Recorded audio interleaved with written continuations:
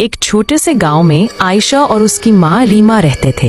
ریما ایک بیوہ تھی۔ اس کی زندگی میں نہ کوئی سہارا تھا نہ کوئی آسرا۔ گھر میں صرف ایک پرانی سلائی مشین تھی اور ایک خواب، اپنی بیٹی کو پڑھا کر کچھ بنا دینا۔ عائشہ روز پرانی چپل پہن کر مدرسے جاتی، ماں رات بھر سلائی کرتی تاکہ اگلے مہینے کی فیس پوری ہو جائے، مگر غربت بہت ظالم تھی، 4 ماہ کی فیس جمع نہ ہو سکی۔ ایک دن عائشہ بھاگتی ہوئی گھر آئی، سانس پھول رہا تھا، ہاتھ میں ایک خستہ سا لفافہ۔ امی، استاد جی نے کہا ہے یہ خط صرف آپ کو دینا ہے، امی جلدی کھولینا، اس میں کیا لکھا ہے؟ استاد جی کیا کہہ رہی تھی؟ ریما کے ہاتھ کانپ رہے تھے۔ اس نے لفافہ کھولا اور پڑھتے ہی اس کا دل جیسے ٹوٹ گیا۔ آپ کی بیٹی کی 4 ماہ کی فیس ادا نہیں ہوئی، اسے مدرسے سے نکال دیا گیا ہے۔ عائشہ معصوم آواز میں پھر بولی، امی بتائیں نا، استاد جی نے کیا لکھا ہے؟ میں کیسی ہوں پڑھائی میں؟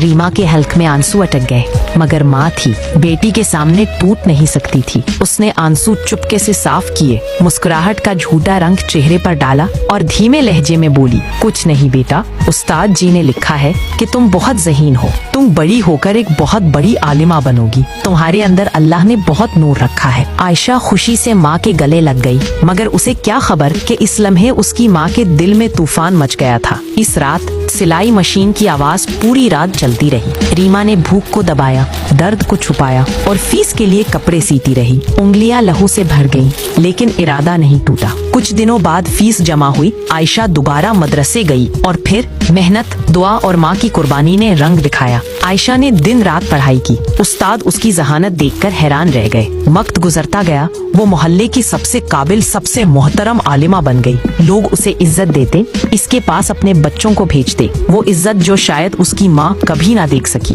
کیونکہ اس کی ماں ریما دن بدن کمزور ہوتی جا رہی تھی۔ بھوک، تھکاوٹ اور لمبی بیماری نے اسے توڑ دیا تھا۔ ایک رات ریما نے عائشہ کا ہاتھ تھاما اور آخری بار کہا، بیٹا، میں نے اپنا فرض پورا کر دیا، اب تم علم لوگوں تک پہنچانا، یہی میرے لیے صدقہ جاریہ ہوگا۔ اور وہ لمحہ اس کی زندگی کا آخری لمحہ تھا۔ مہینوں بعد جب عائشہ ماں کا سامان سمیٹ رہی تھی، ماں کے کپڑے سمیٹتے وقت آخر عائشہ نے ایسا کیا دیکھ لیا جسے دیکھ کر عائشہ کی چیخیں نکل گئی؟